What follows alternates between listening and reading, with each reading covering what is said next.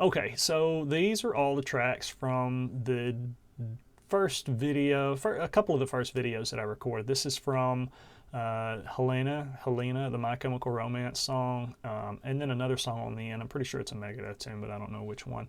First thing I'm going to do here is I'm going to unarm all my tracks. I could do this on my little nano control on my desk, but because you wouldn't be able to see it, I'll do it by pushing the buttons. Now, I'm going to make those a little bigger. I got a plus and minus down here that'll kind of zoom all the tracks vertically. There's also a plus or minus here where I can zoom them horizontally. However, I can just move the mouse over here and I can use the mouse wheel to zoom in and out. Just know that it's going to zoom in and out on wherever the cursor is. So if I put the cursor out here, I'll zoom in there. Put the cursor over here, it zooms in on that. Right, pretty easy peasy. I'm going to get there and zoom in vertically because you can see the waveforms better. I'm going to see, there's the end of a track. I'm going to make sure that this is the start of something different. Well, it's farther away than I thought. Yep, that is something else. So I'm going to go back here. First thing I'm going to do is get rid of some of the stuff that I don't need. I don't need to work with this. Now, again, you should have saved this already. As soon as you got done recording, you should have saved. And this is a good example of what I was talking about, where I'll just play through the same tune until I feel like I've got a good version of it. And then we'll switch tunes, change tracks, change the drum kit on the module, and start playing along with something else. And this is an example where I did that and I played a different tune. I don't know how many times to get to the end of that. Now, I don't need anything beyond where the cursor is right now because that's a different song. I'm just going to be working with the My Chemical Romance tune. So, all right, I've been screwing around with this thing. Now, what I want to do is I want to split the tracks. I want to split them right there where the cursor is. I can go through and if I click a different track, it'll highlight one track at a time. Okay, but I want to highlight one. I'm going to hold down the shift key on my keyboard and then click my first track and it highlights everything in between. It's pretty much like using Microsoft Word. So what I'm going to do now is I'm going to, you should have everything saved. I don't want to get rid of any, I don't want to change anything. I want to save my original recording, right?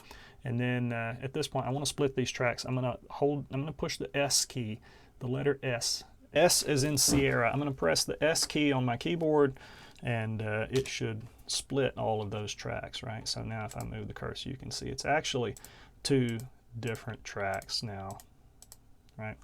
It has split it into two separate pieces anyway. So zooming out a little bit with the mouse wheel now, I don't need anything over here, so I'm going to select each track and press the delete key and just get rid of it. Okay, now I want to go up and I'm going to do save, where is it? Save new version of project, right? So whatever it was named before, now it's going to be named that-1, I think it is. And then if I make any other changes and I want to save, but I want to be able to come back to this state, then I'll save as another version of the project, right? Which I may or may not do. I keep every step of everything pretty much. I keep a lot of versions so that I can always go back and redo it, rechange it, remaster it, whatever some other point. Typically, when I have a lot of versions of a song like this, the last one's going to be probably the better one. So I'm going to find out.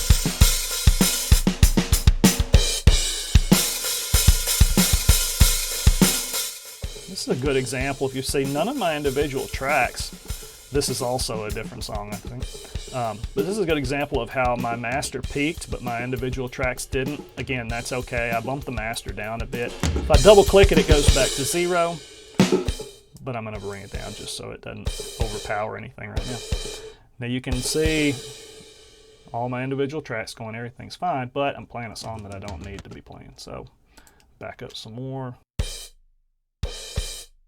That's Lucretia. Let's see, how far back does that go?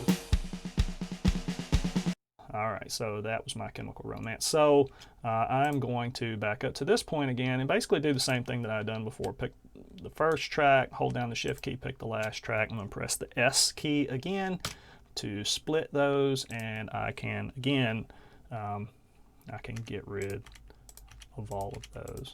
Now, all right, so now I'm left with all my original tracks here. Now, I don't remember what's what. It was a while back. So I'm going to go back to the beginning and start listening to them. Let's see what's what. Should start with the hats here.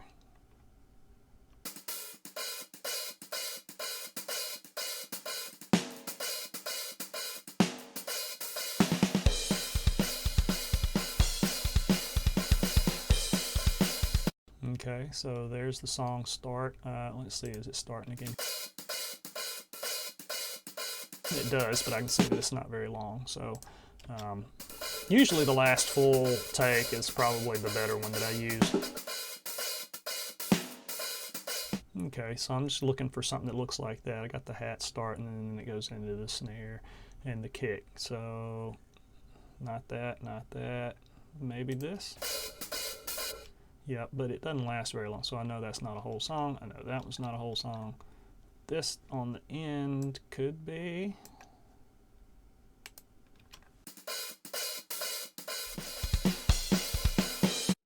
Sounds good. Okay, so I'm going to go ahead. I'm going to hit the M key, the letter M as in Mike, and that's going to drop a marker right there. So remember, I think that's the last good full version, but it might not be. Let me check this. Well, this one down here is definitely not because it's too short. Okay, so we'll try here.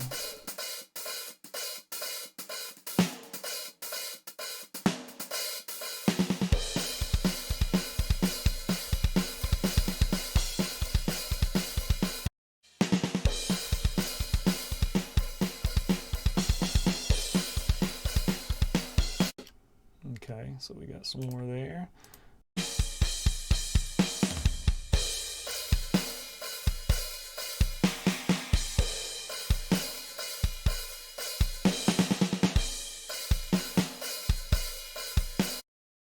Okay, so I'll put a marker there instead. That'll be marker number 2. How many more times did I play through that? Is that the last one? I don't know. I'm looking for something that looks like this into the kick and snare. I don't see anything else down here. I'm going to go ahead and delete this marker. I just right click on the marker and then click remove marker. So I've got a marker set where I think the last full version of the song is. So what I'm going to do is I'm going to come down here and insert a new track. Now I inserted it in the wrong place. Control Z to undo it. Now start on this track. I'm going to track, insert new track. All right, dropped it down at the bottom. I'm going to name it something, song. Okay, that should. I'm going to drop in an MP3 of the at this location, which I'm just going to go to. I'm going to go to Insert Media File, and I'm going to click on Media File. I'm going to find my original MP3 of the full song with the drums and everything. Okay, so here we go. Now it's dropped the original song on there. Click Solo and start it.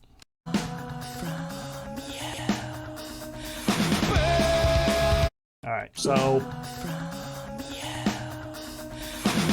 it starts with the digga digga right there.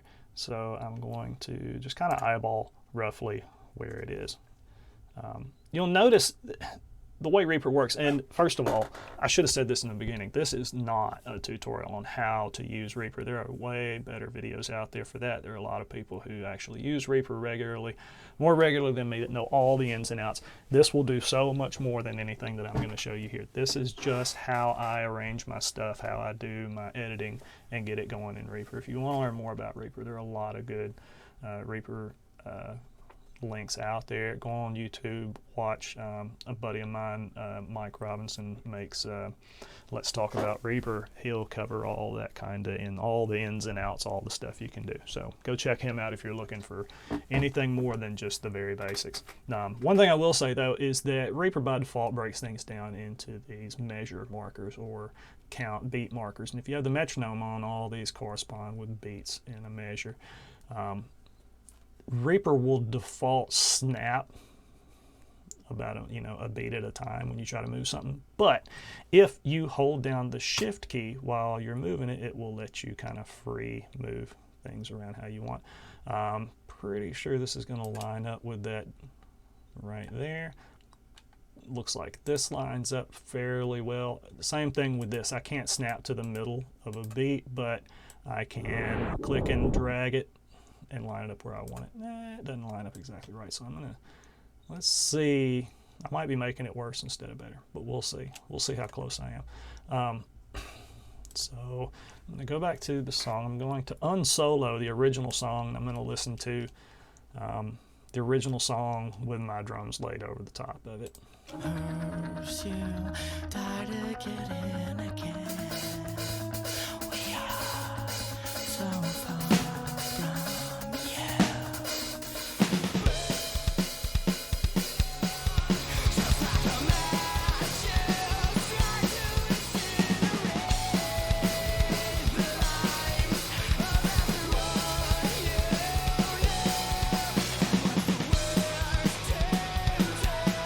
So there we go. That lines up pretty darn good. I'm not going to try to line it up any better than that right now. I might if I have to later. Now, if you did your recording and you originally played along with just the drumless track, then you drop that drumless track in here and you line it up, and then you can move on to the next thing. Now, my problem, if it's a problem, is that I always play along to the original recording. I like having the original drums in the background. Basically, I try to cover the original drums, and then if I hear something come through my headphones from the original drummer, that means that I missed something. I try to play right over the original parts the way the original parts are played. So most of the time, if I hear anything that really stands out, it means that I messed up, so I need to go back and do it again.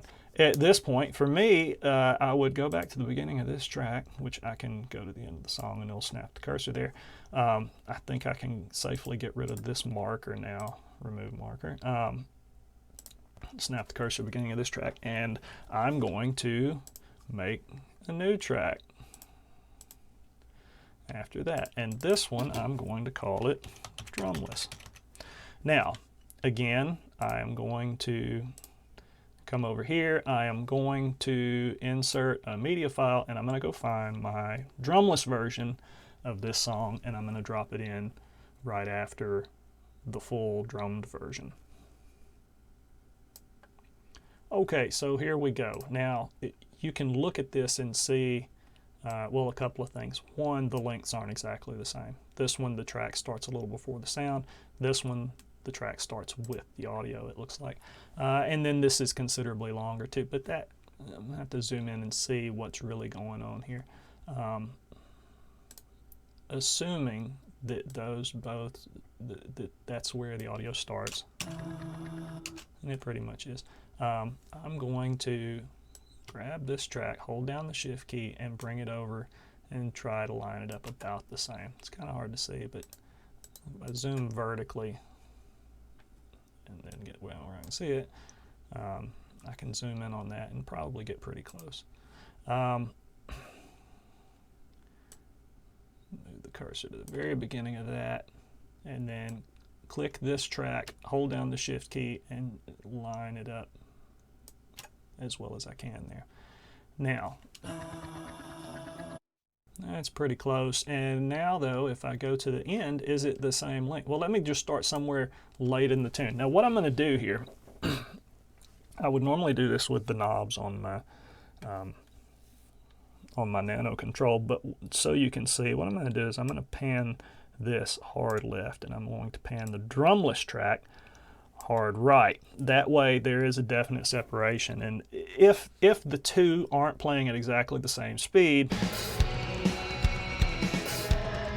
and that actually sounds like it's pretty close, but if they were not playing at exactly the same speed, by having them panned hard left and hard right, I can hear which one's playing before the other, because it can be confusing, and that would give me some idea of which, how much to stretch, because I recorded along with the original.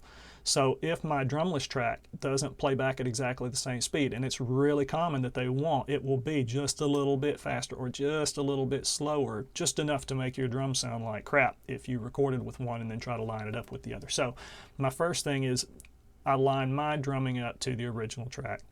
Then I line my drumless track up to the original track and make sure that they're both playing back at the same speed. Then I'll mute the original track and only have my drums along with the drumless track for my finished recording. So anyways, this actually sounds like it's pretty close. Let me get in there and really see.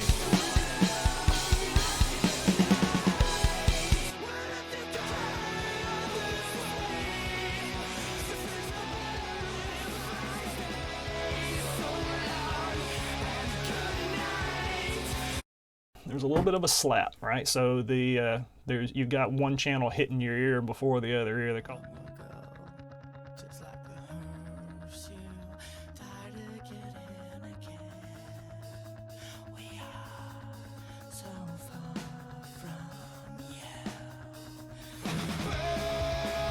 All right, so it all lines up pretty good in the beginning, which means it's not an alignment issue, it is a time stretch issue. So, and it's not way off, but by the end, there is some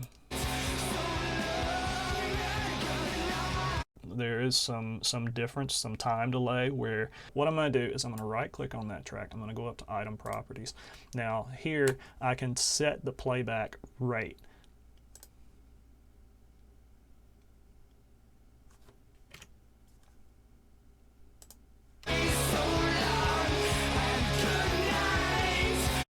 All right, it's not perfect, but that's close. I set it to 0.9994. I have to play with the numbers a little bit to try to get them to sound pretty close together. You can keep fiddling with it until you get them lined up pretty perfectly, but for the sake of what I'm doing, I'm not going to spend the time to do that. I do, though, since I made changes here, I need to go back and make sure that it still lines up at the beginning. I have had it where I screwed it up at the beginning and then have to readjust it and then rechange my time stretch and everything else to make it line up. So let's try it from the beginning and see what happens. Just like the hearse you died again and again. We are.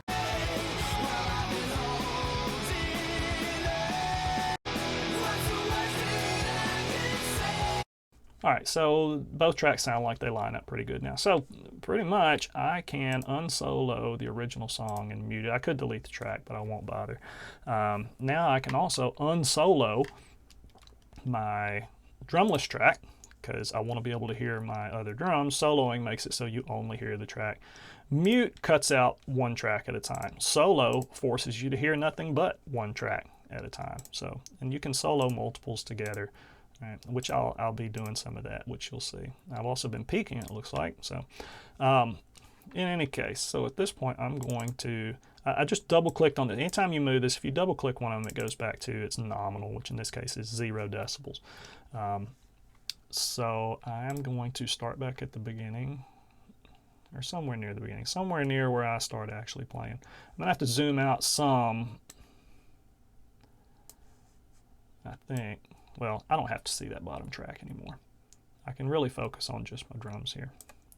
So, what have I got? I've got kick, snare, hats, ride, toms, cymbals, and that's it.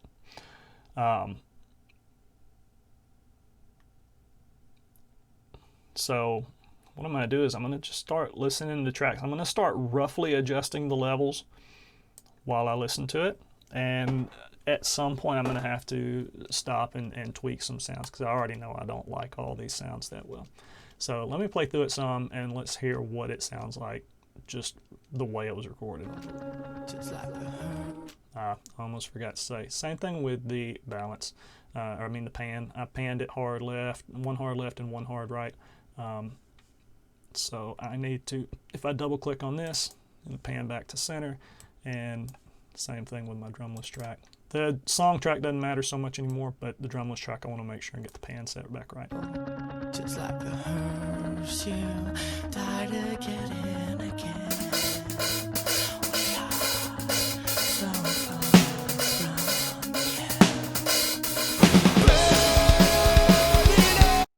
you. Alright, so everything's super harsh, everything's super electronic drum sounding, right? I mean the hats sound, they don't sound.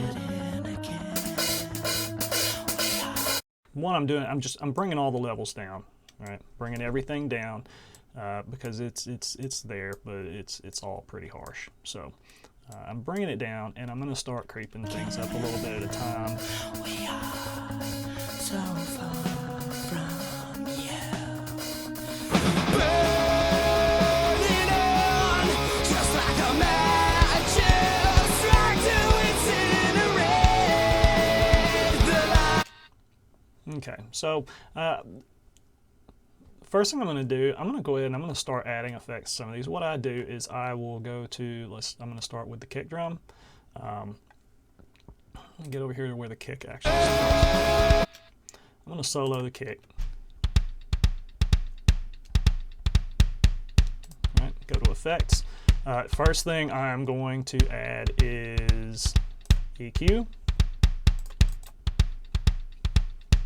Right. Do I have a preset in here? Yeah, I've got some, but I'm not going to use them. So first thing is I know I need to roll off some of the bass. The bass is always too much on these. Now, this is a very clicky bass drum. I'm going to bring up some of this mid bass.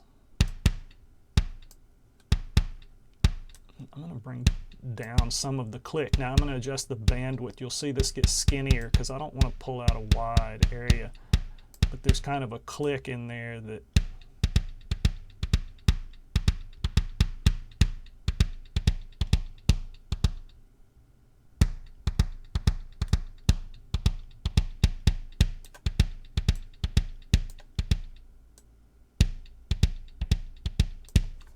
okay, that'll do. I'm going to add reverb as well. That was EQ. My favorite reverb on this is one that I had to download. It's the Tao Togu audio line and the reverb, is it 2? Reverb 2 plugin? Yes. Oh, that's a lot. Now, the reason I like this plugin is you'll find it that's a lot of reverb, but it is really the best plugin for reverb that I've found if you don't want to add a lot of artifacts. Your dry is your original signal. The wet is the affected, the reverberated signal. So I give it a little bit here, and I'm using the small drum plate. Any of them would really work. Gentle drum ambience works as well. Maybe I'll leave it on that one. But the idea here is to just give it some, make it breathe a little bit, make it sound a little less dead. And that sounds like a lot right now by itself. But if I unsolo it,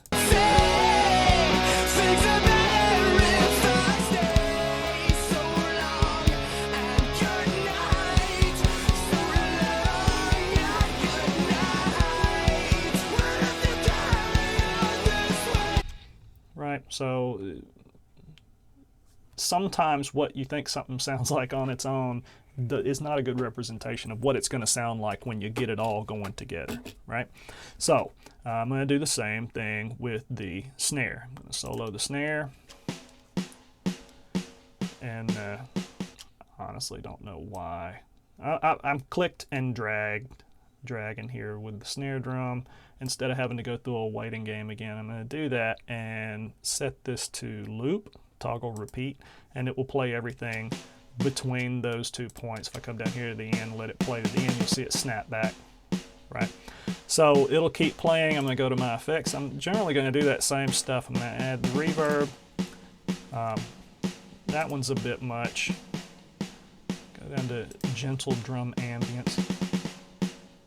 All right, so I'm getting just a little more ring out of it. If I turn it off, right, so it's just a little air. That's all it is, just giving a little bit of air. So that I'm also going to add EQ. It's showing you the waveform the way it starts. It's got a little peak right there with the bass, right? Not saying I necessarily want to cut all that out, but if you see a offending sound, that's how you would get rid of it, or peak it out some more, right? I can make it a pretty bassy snare drum.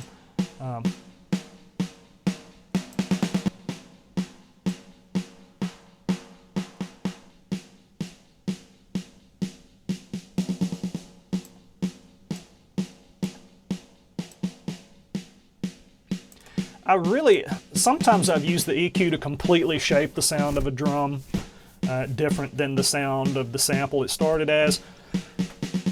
And other times I use it just to kind of pull out an offending pitch. If there's one tone in the drum that sounds bad to me, usually it's something in the mid-range that I'll want to bring down a little bit.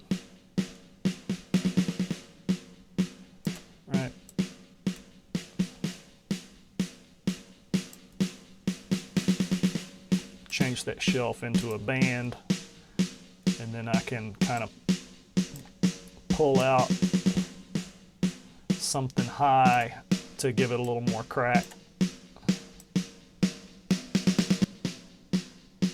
Yeah, right about there sounds good. Okay, so I've got some verb.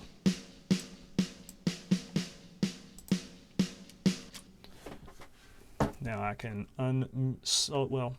get it playing on its own. Unsolo the snare.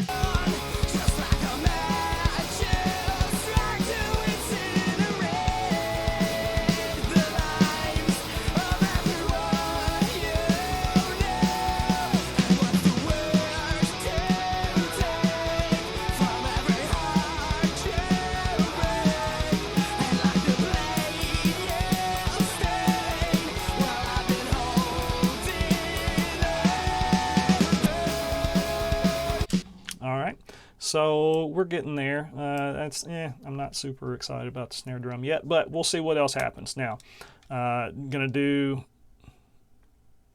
hats, ride, and the cymbals. I do them slightly different. Most of what I do here, sometimes if I have to, I'll EQ the hats. If the hats really bother me, then I'll put some EQ on them. But most of the time, I'll use EQ. No, not EQ. Excuse me. I will use some reverb, but I use a different reverb. I go to the reverb section and use reverbate, and there is a preset in here for cymbal softener, and I'll pretty much just use that a lot of times on hats and the ride.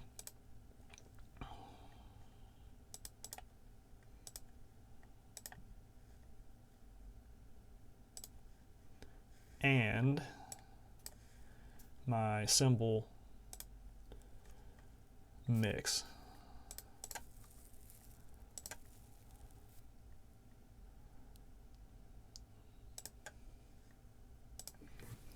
Okay.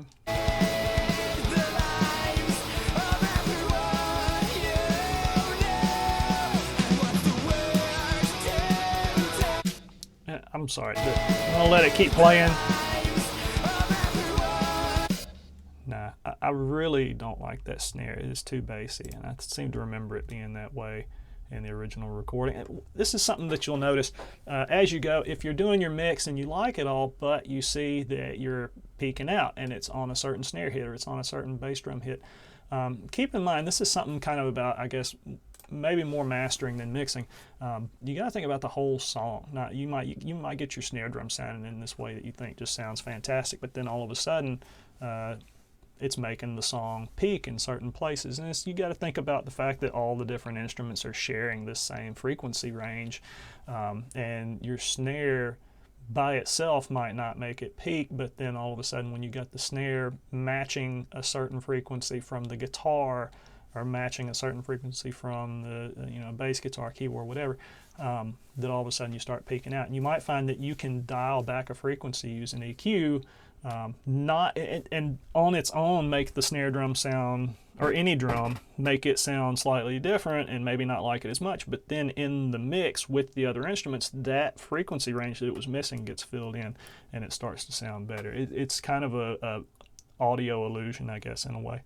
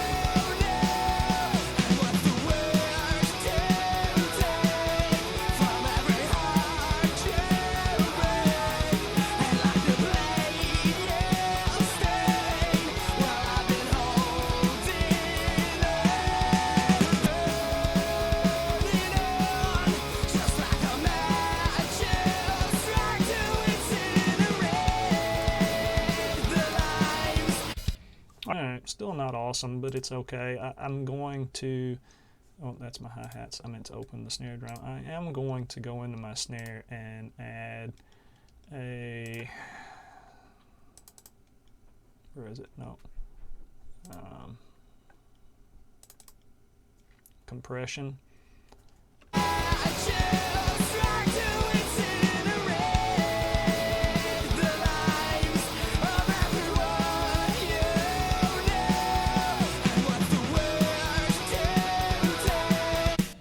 Just to kind of tame the velocities a little bit. You can tell sometimes I triggered it harder than others, and that's on me. I'm inconsistent, but inconsistently hitting the drum. But using some compression on there, you can kind of keep everything tamed down a little bit.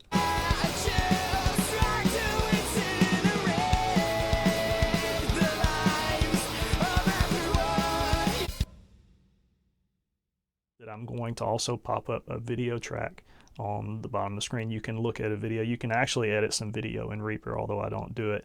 But I'm going to bring up a video of probably the overhead of this. And being able to see it, I don't know if you'll notice it or not, but I know I do. When I can see what's going on as I hear it, it totally changes the way that I hear the song. It's like I hear it different. And there are things that you'll realize that you can back off a little bit.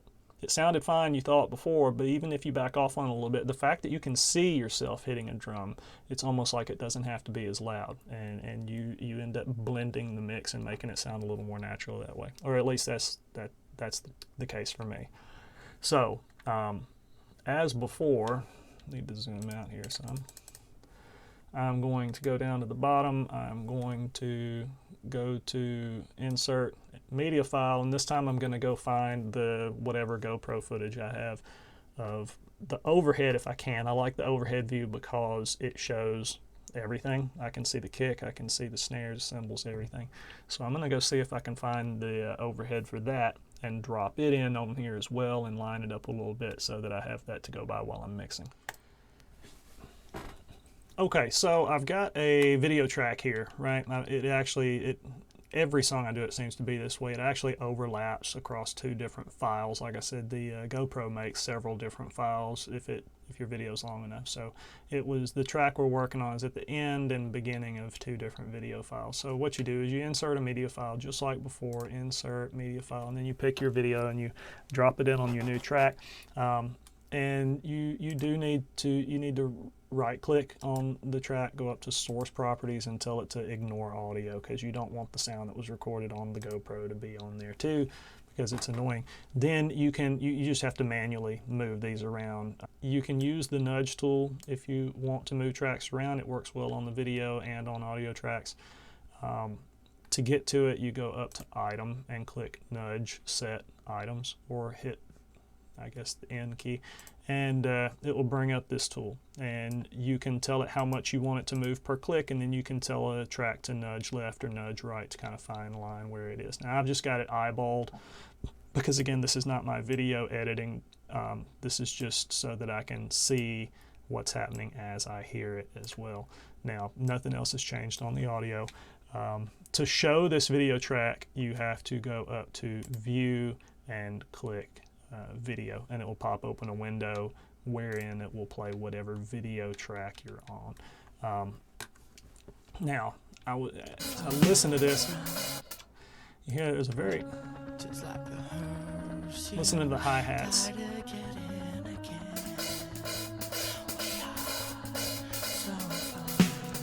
There's a kind of hollow, mid-rangey, clappy sound that I like.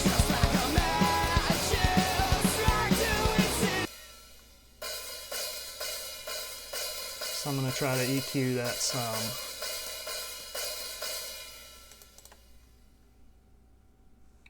And of course it does that. Could be this.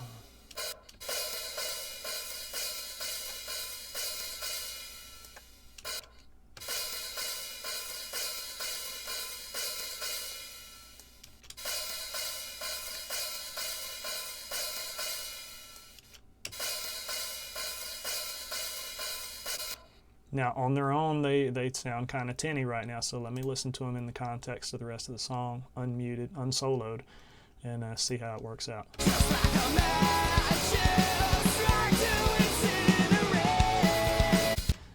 Sounds good. Cymbals are still low. They're a little too low right now. That's a little too high.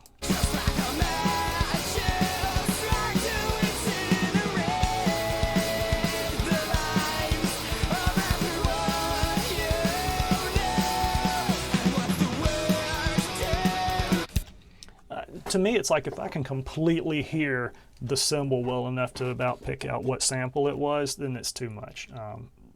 I don't want to hear every single little tone and overtone that the cymbal makes. I want to bring it back so I just get that wash of the cymbal. I mean, you'll hear it, you'll see it, you'll know that it's been hit, and it'll sound fine.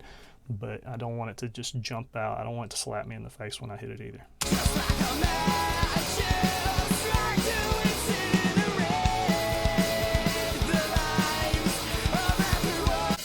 And from here, it's really just a matter of actually balancing things out.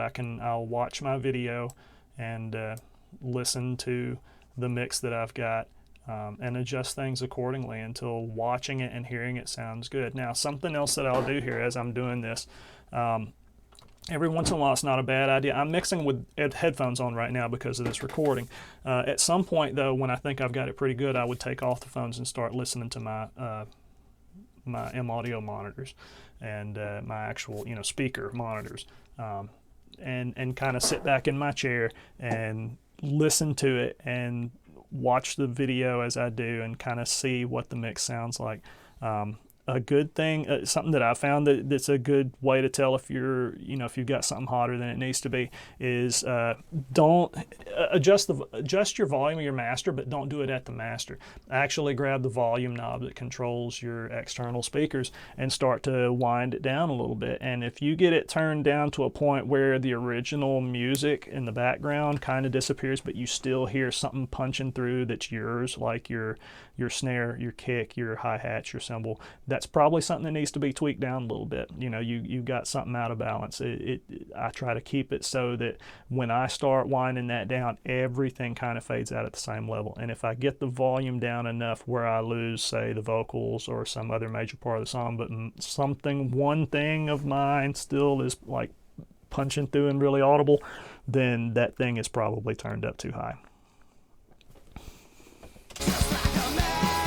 I'm just going to mix this a little bit more and see what I can make it sound like.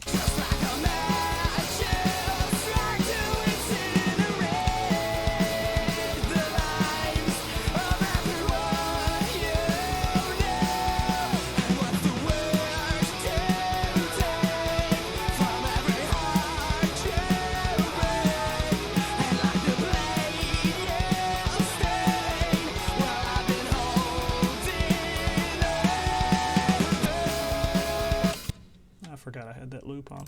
Anyways, that's getting pretty good. I'm pretty happy with that.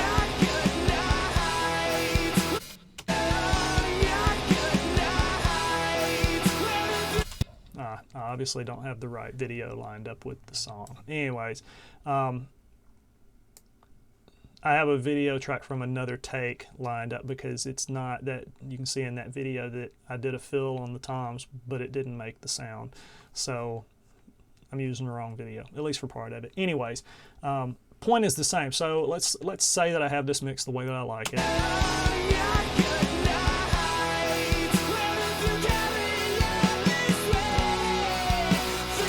And I actually do like that pretty well. I think I probably like that better than the recording I put on YouTube. Anyways, I would tweak that a little bit more. The last thing that I can tell you, and probably the single most important thing about mixing your song, is not only should you not do it in headphones, you shouldn't do it in one sitting. As I sit here making these changes, and I just said I think this sounds better than the original, everything that I hear is compared to the very first time that I pushed play on these tracks and heard it with everything cranked up and it all sounded really harsh. Now, I've made a lot of adjustments, and I do think I've made a lot of improvements, but your ears get fatigued. Your ears get used to hearing something, and your ability to be objective about your own sound starts to go away because you hear everything in comparison to what you just heard. And while it might be a great improvement, it might still sound like, a dumpster fire. So you need to stop at some point. You need to stop messing with it. You need to stop listening to it. You need to go do something else. Go watch some Netflix.